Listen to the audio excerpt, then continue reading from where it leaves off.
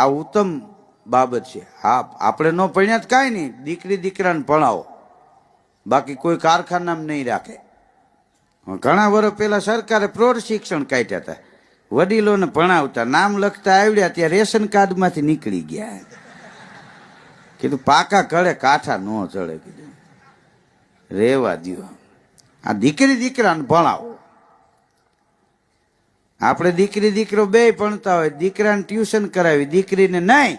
પરીક્ષાનું રિઝલ્ટ આવે ત્યારે 18 વર્ણમાં જોઈજો, દીકરીઓને ટકા આવ્યા હશે એટલા દીકરાઓને નહીં આવ્યા હોય.